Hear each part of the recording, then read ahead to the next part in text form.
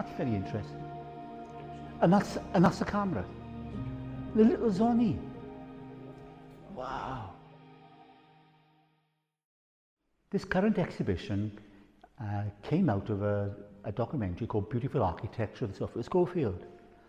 And to make that a little bit more human, we started doing miners' memoirs. And the miners' memoirs became such a strong body of work that it became an entity within itself. And people were asking me, you know, would I do something for the miners' strike? It was the invitation to do something for the miners' strike.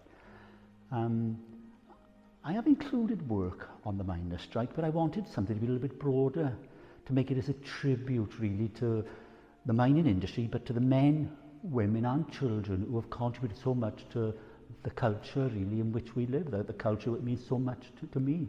So this exhibition, which I'm so proud of, is a tribute to those men who worked in the bowels of the earth, of which we should be so proud for.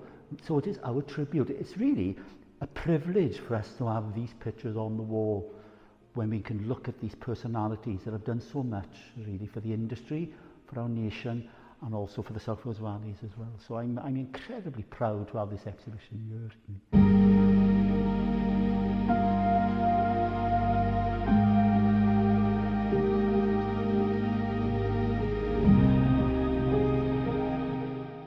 Yeah, it's funny, I come from an art and design background.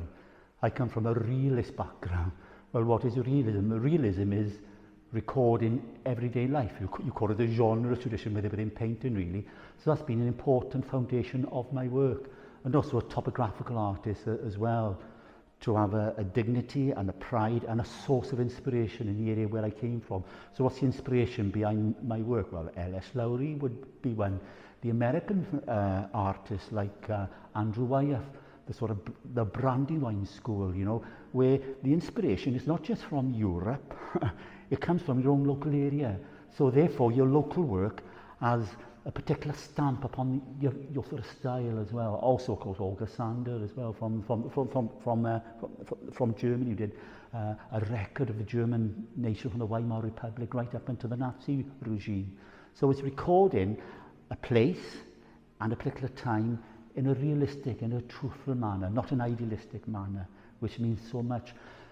Diane Arbor said when she takes pictures, yeah, she's like she's preserving life. She has like a cabinet, and her portraits are like butterflies, where she puts a pin in and she records them. Well, I don't think I'm as ruthless as that. If I had a butterfly, I'd put it into a jam jar, and I'd try and protect it, not put a pin in it, but more like I'd suffocate it, really.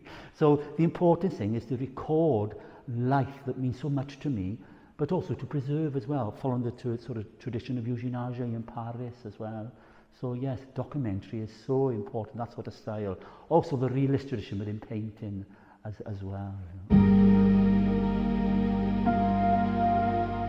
It does play a part, it's not so obvious really. I'm a strong Welsh non-conformist, so I come from that sort of old school Calvinist tradition really, where the most important thing is to be a witness and an example, a testimony in what you do, in whatever aspect of life, and do it with decency and do it with dignity. It doesn't have to be overtly religious. It's against the sort of tradition of the sort of Baroque period of the iconography. I come away from that, do you know what I mean? And I look at the image of God in man, the human spirit. It was funny really, I was asked, I had a massive problem with colour blindness when I was a painter, and my lecturer said, Walter, you must come to terms with your colour blindness. And I said, I want to capture the spirit of the place where I came from. They didn't fully understand what I meant by the spirit. They thought I was into Eastern transcendental meditation. What I meant by the spirit were the photographs that I saw with the men photographers during the 1930s, the FSA, the New Deal. Well, what is a spirit? Well, it's the image of God in man, and it shows the human condition. It shows joy, it shows tragedy, it shows happiness, it shows sadness. And that's the important, and that's what I see within these pictures. I see the human character, the human spirit coming out. And also, more important, it shows the relationship between the photographer and the subject as well.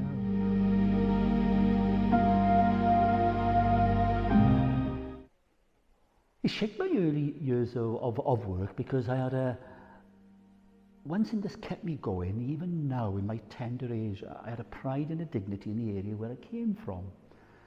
And that was quite unusual then because heritage wasn't an in-word at that time. And I think I read a book, Rape of the Fair Country by Alexander Cordell. And I didn't really like school. I don't talk about school at all. I don't think I was very academic at all. But Alexander Cordell brought history, brought my home area alive. And I think it's due to that literal person that it sort of gave me a pride and dignity in the area that I came from. And there was so much going on within the landscape. The landscape was changing dramatically. So I had this evangelical zeal where I had to record the area where I came from. And also, I was quite shy as well. I was a shy person. But I had a large format camera, and I'm going around Blaenavon, especially the Black Ranks, which is a popular IT with my very first photographs. And people in the south as well, these are very nosy. And that, to a certain extent, drew out my shyness, and also it built up a relationship. So that was the starting point of my work, really, my home environment, a pride and a dignity that I still have, really. And then when I look at the pictures of Blaenavon, I want to say thank you to all the people that really supported me then. If it wasn't for the people of Blaenavon, my work wouldn't be where it is now, really.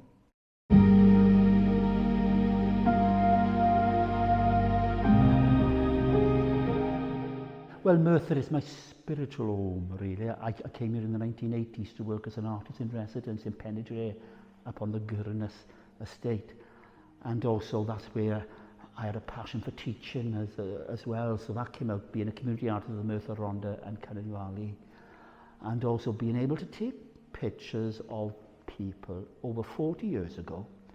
I went away for 20 years lecturing in Hampshire in the New Forest, in one of the most wealthiest areas in Britain, a totally different environment, loved it a lot, but I came back home and it was a delight to come back home and to rejuvenate work I started 40 years ago and to rekindle friendships of miners. I got a picture here of Brian that I took over 40 years ago.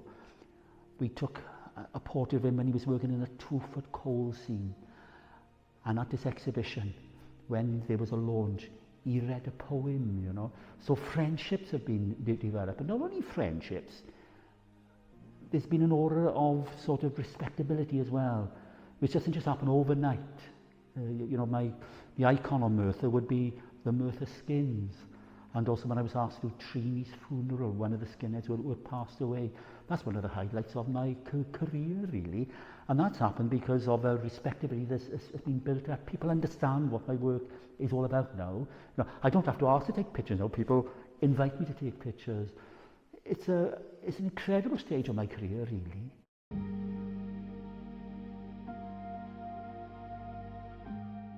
Do you know something? I've always been not a gallery person. You know, I think the Valleys project, what was so unique about that was the billboard, and it brought art, if you want to call it, outside of the gallery environment and made it accessible to everyone. And this was before the invention of computers. Well, can I say that? But before Facebook, whatever. And Facebook and social media has done an incredible job for me as regard publicising my work. Now my work is local, but of course it has national identities. Really, we're looking at artifacts, not just of a local culture, we're looking at artifacts of British culture, of national culture as well. So I owe a lot to social media as well, really. You know, for putting my work on a wider platform. But of course it's got that local grounding, those roots that are so important.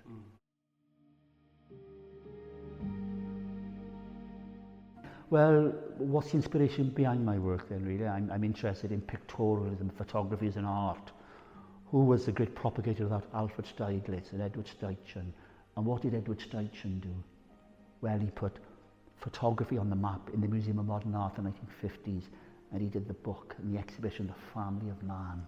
That was tremendous. It showed the commonality of man, whatever culture you're from.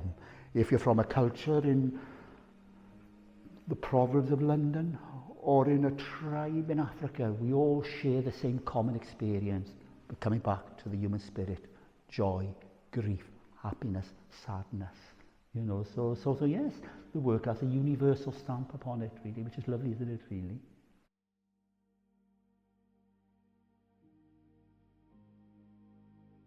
Well, my teaching style, when I worked with students, was to get your inspiration. And your inspiration was the context. And you get a context, and you get an idea, and then you have an idea for a piece of work, and then you go out and you execute it, the practical execution of the work.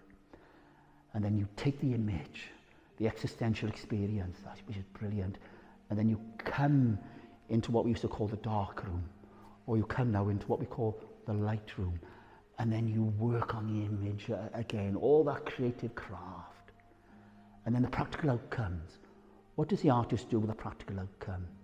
Well, the gallery, if you want to, or the museum space, well, that to me is my canvas. And when I look at a space, I think of the narrative of how things can work together. Exhibitions are really tremendous, really, because it also shows then a creative aspect of the way you put things in an order, how the narrative reads. So I do love exhibitions. They're very hard work, but I like the work. I like the concept, and then you've got the concept, and then, wow, it all comes together. And then you have an audience then. I'm almost like a performer, really. The artist, photographer is a performer. I entertain. And also now, I serve my community as well. I've changed. It isn't so much about ego. You know, everybody's got an ego, but I really love my work. Well, why do I love my work? Well, I love the creative process. I love the aesthetic experience, but I love the people. I really do.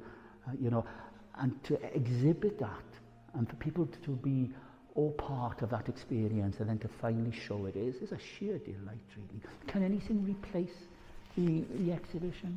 Possibly so, more so books. I find it physically harder now to do. I'm not sure what direction, but the most important thing I want to do is keep taking pictures. What a lovely part and time of my career at this tender age, really. I haven't got the energy so much. Well, I've got the energy, but I haven't got the body to sort of fulfill that energy possibly, but I've still got the passion in the heart. The heart is the most important thing, isn't it, really?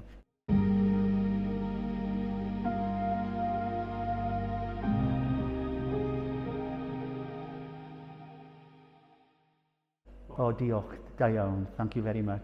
Thank you. Yeah, that was lovely.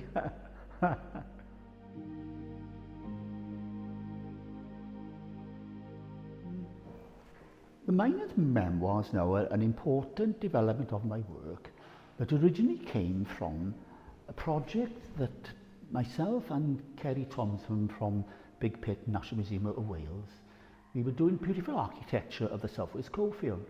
So we would go to a different town in the South Wales Valleys once a month. We go on a grand tour and we take pictures, discover pictures of beautiful architecture.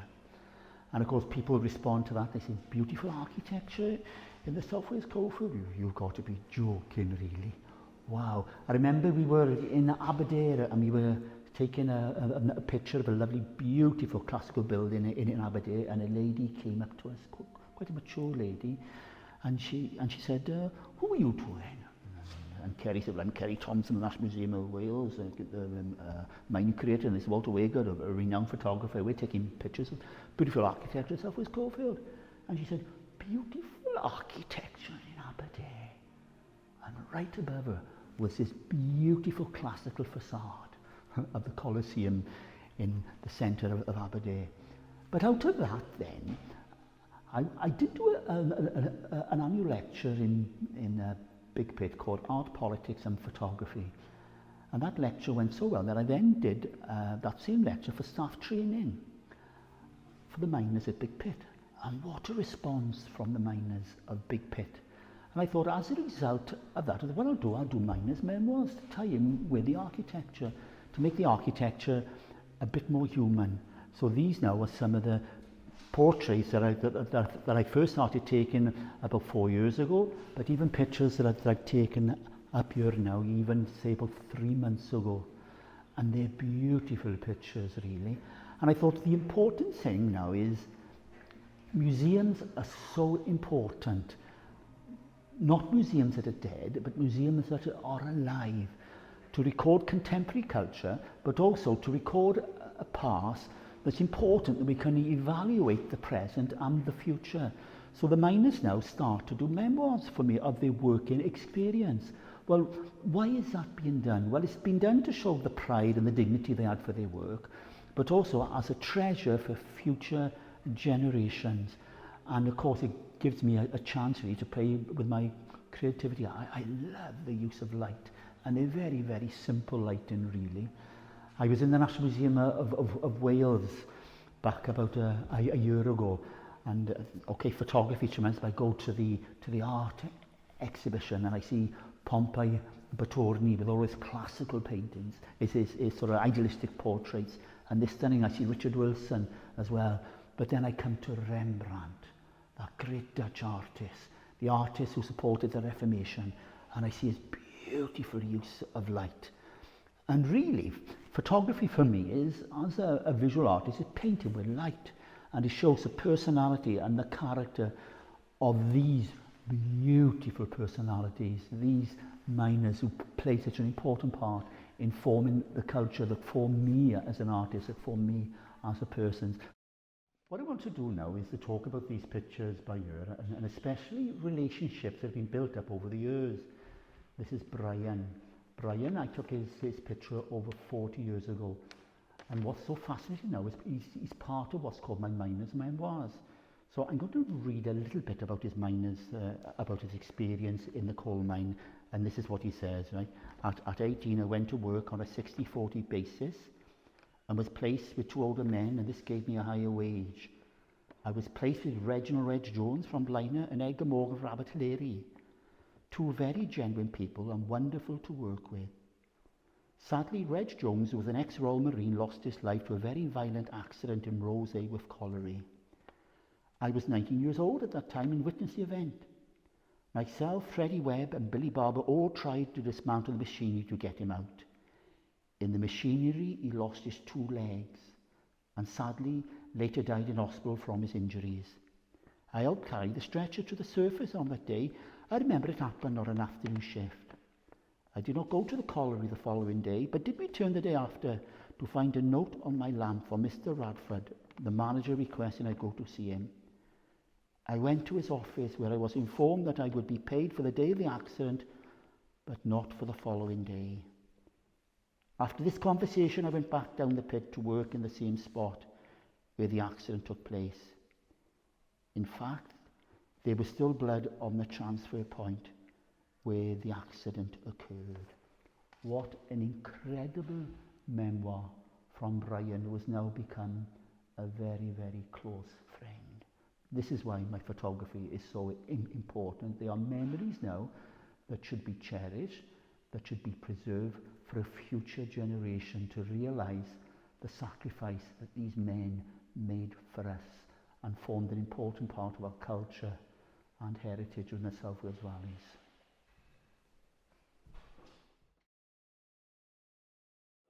Yeah, well, these were one of the first pictures that I took underground, and they show really the sort of realism of the working conditions.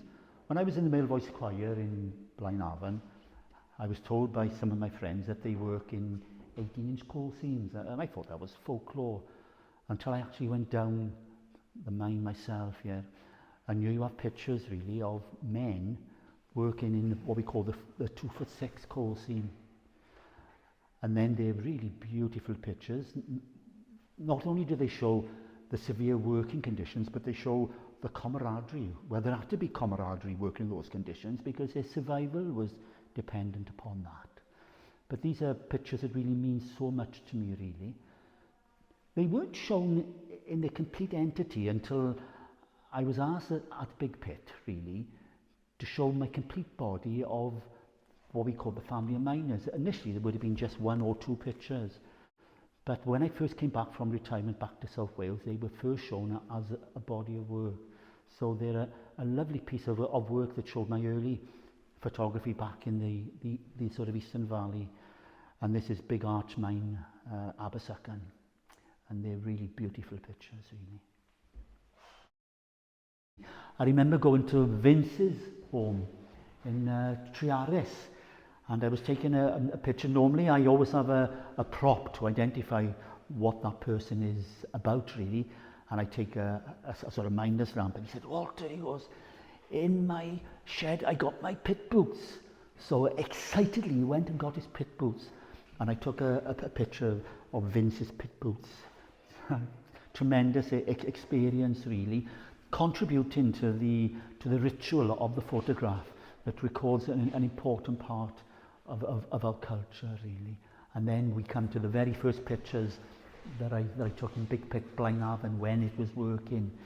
And this portraiture here, this portrait of Brian Rogers and Mostyn Felton, taken with a large format 5x4 camera. It takes me 5 minutes to set everything up, and they allowed me to take that after this shift and to show the expressions, the incredible gums of Brian Rogers, his lovely smile, great response. And then also the response here of this group photograph. I call this Budget Day, and it shows the banter and the humour that you have of working in every industry. These are pictures that I'll treasure really for the rest of my life. And then we come over there, I'll bring in a last little picture on architecture. This is the Workman's Hall in Blaenavon, where as a youngster I used to go and play snooker, used to go and watch films because the cinema was there, sang in a concert, the annual concert with the Male Voice Choir, and recently the complete body of work of Blaenavon was shown in the Workman's Hall. So this is a real foundation to my career, which has led in then to the final portraits, really, the recent portraits of the miner's memoirs, pictures that I'll treasure for the rest of my life, really.